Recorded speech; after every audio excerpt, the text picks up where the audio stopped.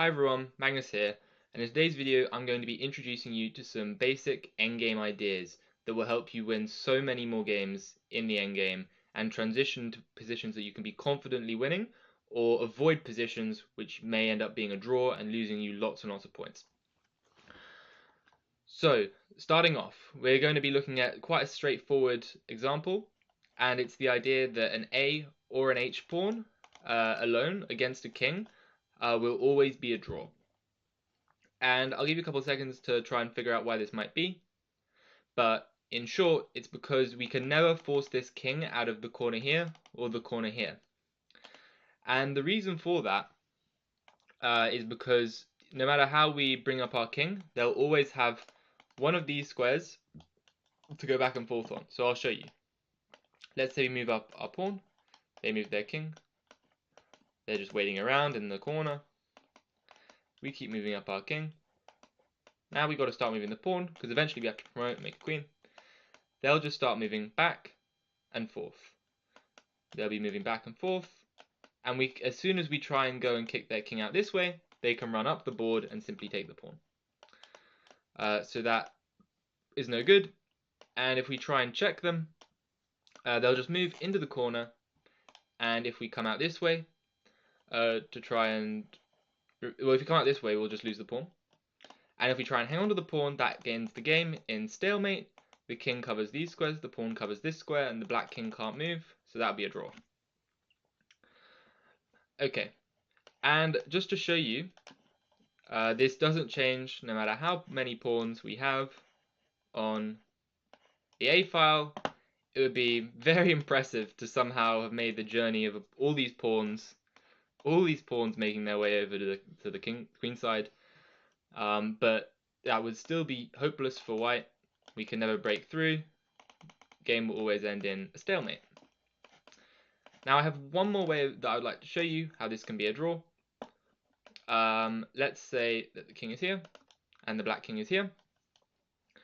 Much like the white king could not kick the black king out from the corner, the white king itself can now not escape from the corner without giving it to the black king.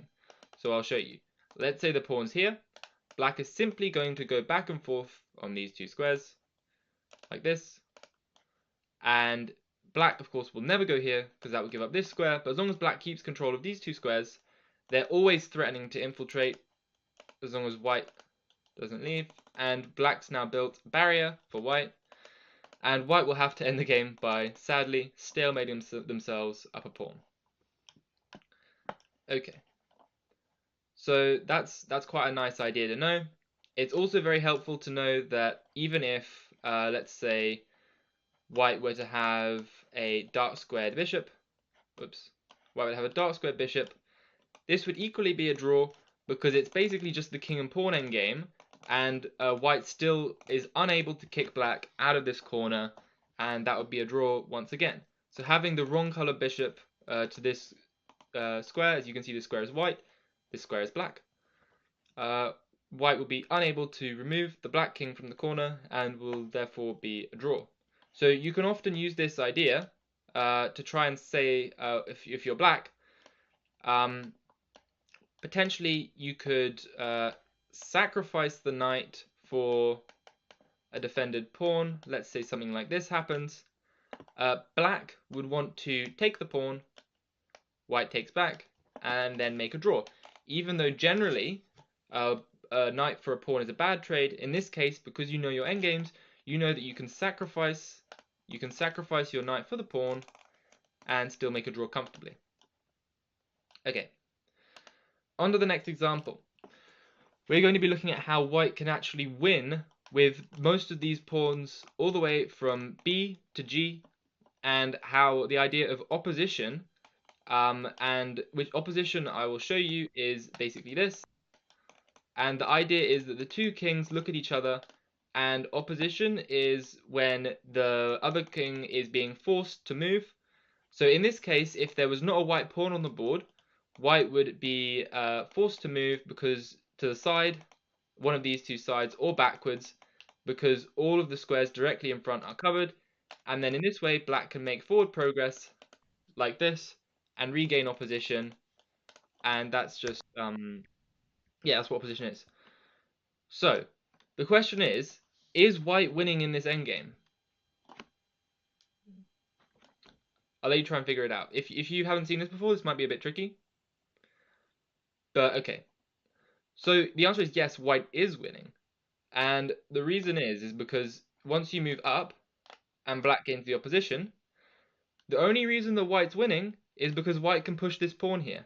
If this e2 pawn was on here, then this would actually be a draw because white would be forced to give way, and black would make forward progress and gain the opposition. I'll show you how to draw that endgame as well.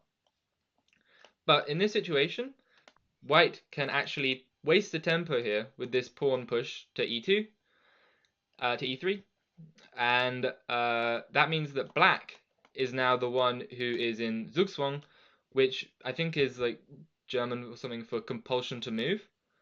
And basically, black doesn't want to make a move here. If black could stall and pass the move, black would definitely want to do that. But black has to move, and black can't move any of these forward squares because white has the opposition. And for that reason, black will have to give way.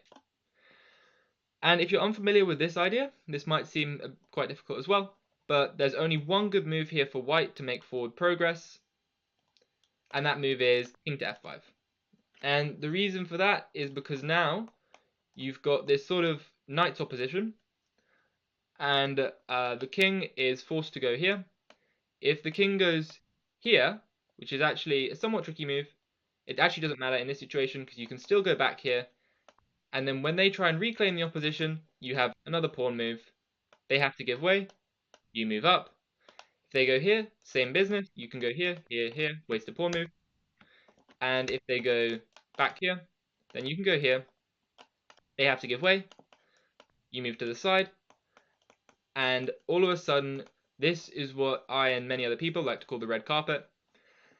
And the point is that the king covers all the next promotion squares for the pawn, and black can't even move up here. And this is an easy win for white with the queen. And now that you have this queen and king endgame, you can go back, and if you don't know how to do this, you can watch my endgame, you can watch my checkmates you must know. This is covered. The white queen will give knight to opposition all the way to the corner. Black king will come over here. White king comes in, and we will deliver a checkmate. Okay. Now I can show you how this is actually defendable from the black side, given that the white player makes a mistake. So let's say this happens. Here, here, here. And I'm going to try and waste a move. And I'm going to do this using a technique of triangulation, which is basically how I can skip a move for one side. This obviously would not happen in a real game, but I'm just trying to get to the position I want to show you. And the point is this. We're going to go like this.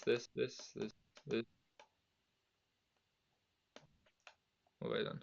Get here.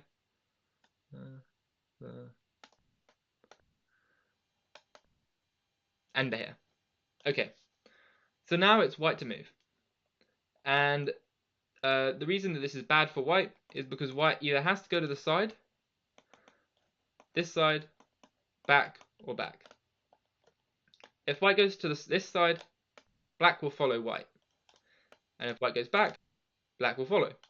And to know why this is bad, you should know the rule of threefold repetition. If you go back and forth 3 times in a row, that would be a draw. And of course, black wants to draw, white wants to win.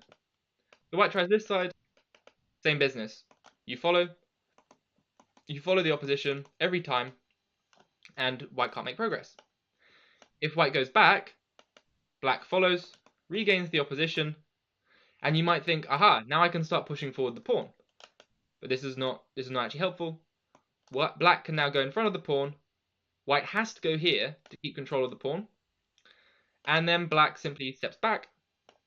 As soon as white tries to come up either this way or that way to start pushing the pawn again, black follows, regains the opposition.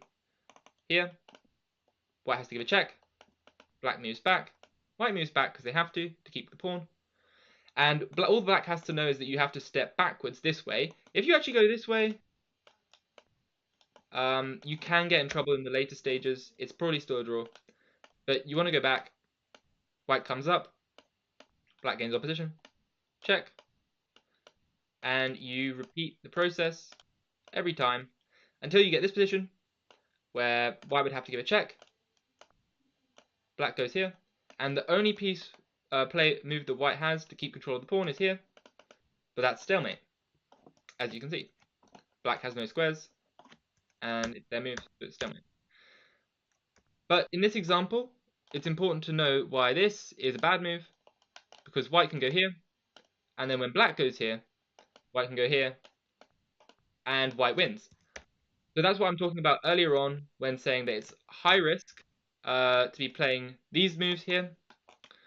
I think it's okay here because it's not super critical position, because now black can go back to doing this stuff, and we'll get the same stalemate. But when you get to the back rank, it's super important that you know that you have to go back between these two squares and make the draw. Okay.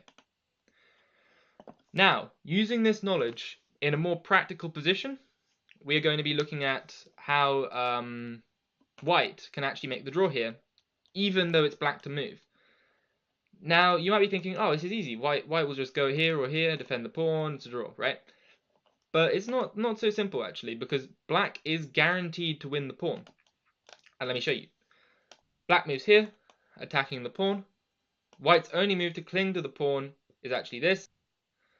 Black can move this, still keeping contact with the pawn. White now cannot go and defend the pawn like this. Instead, white has to move here, and black takes. And actually, in the game, this is from Dvoretsky's endgame manual, as you can see here. In that game, white resigned, actually, in this position, which is really, really sad, because I think white was quite a good player, and definitely would have known that once the position was reached, that it was a draw. But if we just go back, black can take the pawn, and you may notice that this is actually the exact same position as this kind of situation, except the board has been flipped, right? So we're going to get the same situation where white just follows the black king, and now it's the exact same. There we go, just a reflection. And white will simply move back, do the technique. Whoops, that's actually still a draw, as long as we know that now we just have to go back and forth and make the draw. So that is how you can make a draw with this very nice endgame technique, shouldering pawns. Why concepts of opposition, why the A pawns and the H pawns are always draws, and the B to G pawns are often winning as long as your king is more active. And importantly, your king, you want your king to be as far in front of the pawn as possible. So let's say they went back with king e8. You just keep pushing the king up, right? Because there's no rush to push the pawn. That's one of the biggest beginner mistakes that you're going to see, is they push the pawn way too early. And if you start pushing the pawn like crazy, you're going to get that position where if you get the pawn in front of your king, now this is an easy draw for black. But as long as you have your king in front of the pawn and you've got tempo to waste, this should be a very straightforward win with the opposition and the red carpet right at the end. So I really hope that this introduction to king and pawn endgames was helpful for you. Hopefully it will help you transition into these winning king and pawn endgames in your games and feel much more confident heading into the later stages. And hopefully you'll gain lots of elo from this. Alright, thank you very much for watching, and goodbye. See you next time. Bye.